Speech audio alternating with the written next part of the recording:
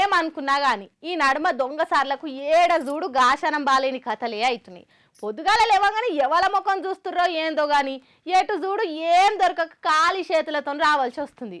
ఒకప్పుడు 2 లక్షలు 5 లక్షలు 10 తులాలు ఫోన్లు బండ్లు ఎత్తుకొని పారారైన దొంగలు అని చెప్పుకునే ముచ్చట్లు ఇప్పుడు దొంగకు మొండిషే ఎంత ఎతికినా ఏం దొరకలే. ఏమి దొరకక ఖాళీ చేతులతో వెనుదిరిగిన దొంగ బాబులు అని చెప్పుకునే కాడికి వచ్చింది. ఇప్పుడు నేను ఇదంతా ఎందుకు చెప్తున్నానంటే చూడురి, అదృష్టం షేకాండిచ్చే లోపే దరిద్రం గట్టిగా కౌగులించుకొని పోతే ఎవరు మాత్రం ఏం చేస్తారు చెప్పురి. ఇవాళ రేపు దొంగ బాబుల కథ కూడా గట్లనే అవుతుంది. పాపం తెల్లారు లేవంగానే ఎవల దర్శనం అవుతుందో గాని ఎటువైనా ఖాళీ చేతులతోనే రావాల్సి వస్తుంది. ఇగో గీడైనట్టే. అగో అంత పెద్ద బ్యాంకులా ఈయనకి ఇప్పటిదాకా ఏం దొరకకుండా వచ్చినా అటు ఇటు దోలాడుతూనే ఉండు అంటారా?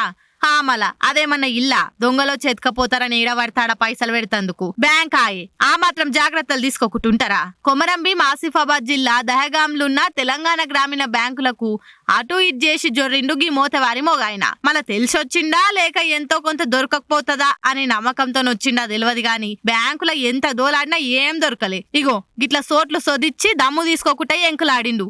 పాపం ఆడ కాగితాలు కంప్యూటర్లు బల్లలు తప్పితే ఇంకేం లేవు. మళ్ళా అన్న నిజంగానే దొంగనో లేకుంటే ఈ పనిలో ఇంకా ఫ్రెషరో మరి.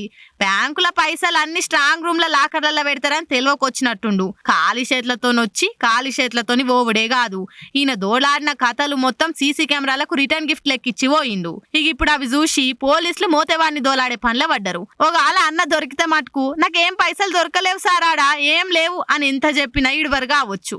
గిట్లుంది దొంగల పనితనం. సందు దొరికితే చాలు దోసుకపోదామని చూస్తుంటారు. మళ్ళీ గిసొంటోళ్ళకే గింత తెలివుంటే బ్యాంకోలు ఎంత తెలివితోని పైకం కాపాడతారు చెప్పురి.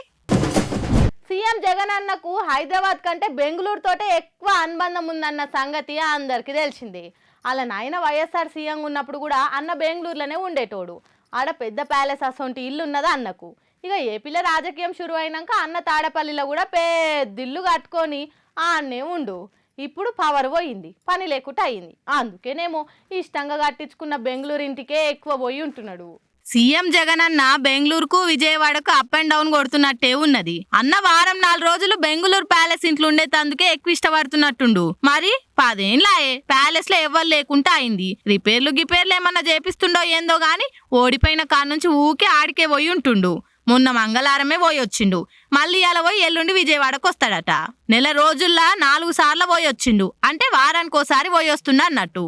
మరి అన్నకు బెంగళూరు ఇల్లు మీద గట్టిగా మనసు కొట్టుకుంటున్నట్టుంది.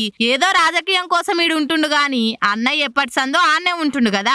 మళ్ళీ ఇప్పుడు కూడా మొత్తం ఆన్నే ఉండి నెలకోసారి విజయవాడకు రావచ్చు గాని మళ్ళా పవన్ సార్ను బాబు సార్ను మీరు హైదరాబాద్కి వెళ్ళి అప్ అండ్ డౌన్ కొట్టేటోళ్ళు ఏపీలో ఎందుకు రాజకీయం మీకు అని తిట్టరాకుండా అవుతుంది కదా. గాబయ్యానికి అన్న తాడేపల్లినే తలుపులు వేసుకొని బాధపడుకుంటూ ఉంటుండు కావచ్చు. అన్నట్టు జగనన్న కూడా కేసీఆర్ సార్ లెక్కనే ఓడిపోయినాక పబ్లిక్ ను కలుస్తుండు. అంతకుముందు తాడేపల్లికి కిలోమీటర్ ఆవల నుంచే జనాలని మర్రగొడుతుర్రు. జగనన్న ఇంటి ముంగటి తొవ్వను కూడా బంద్ పెట్టించిర్రు. ఇప్పుడు తొవ్వలన్నీ తీసేసినాక అన్న ఇంటి గేట్లు పబ్లిక్ కోసం ఓపెన్ అయినట్టున్నాయి. మొన్న 2 వద్దుల సంధి రికాముండి ఏం చేస్తా అని పబ్లిక్ ను పిలుచుకొని షేక్ హ్యాండ్లు ఇచ్చుకుంటా నెత్తి మీద నిమృతుండు. అయితే మందెక్కి వస్తుంటే సెక్యూరిటీ వాళ్ళు కొంతమందిని మెడలు పట్టి దొబ్బే అవతల వాడేస్తుర్రు. పాపం దూరంకేంచి అన్న కోసం వస్తే గింత కూడా మర్యాద లేకుండా మమ్మల్ని మొత్తి వాడేస్తుర్రు అని బాధపడుతుర్రు. ఆ వీడియోలు చూసి అధికార పార్టీలు ఎక్రియ పట్టిర్రు. 11 వచ్చినా ఇంకా బుద్ధి రాలేదు జగన్ మావయ్య కందెప్పి పడుస్తుర్రు.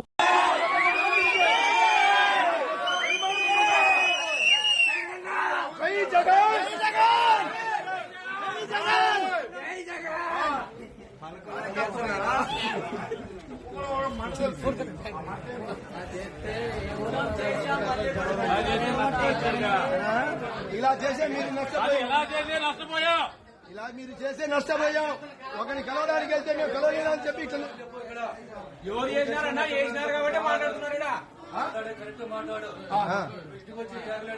ఇప్పుడు ఇప్పుడు